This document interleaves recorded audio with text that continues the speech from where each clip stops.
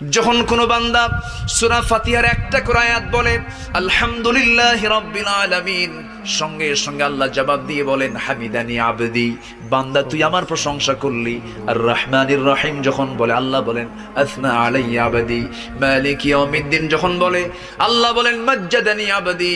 এরপরে যখন বলে ইয়াকা না'বুদু ওয়া ইয়াকা নাস্তাঈন পর্যন্ত যখন বলে আল্লাহ বলেন বান্দারে তুই আমার কাছে কি চাস, প্রাণ খুলে চারে বান্দা।